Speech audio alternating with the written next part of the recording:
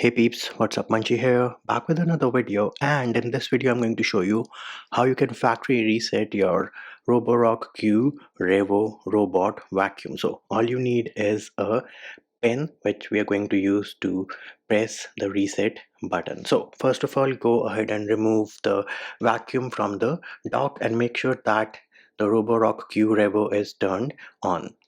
Next thing we're going to do is we're going to lift up this lid over here, and right beside the Wi-Fi you will see the reset button. What you need to do is press and hold the home button and then use this pin to press the reset button for 5 seconds, still holding the home button, and then let go of this pin which you have, still holding the home button. The Roborock Q Revo might try to start the cleaning, ignore that. So we're going to press and hold the home button, press this reset button, pressing and holding for 5 seconds. 1, 2, 3, 4, 5. Let go of the reset, pressing and holding the home button still, and soon we should get a message that it is doing a factory reset.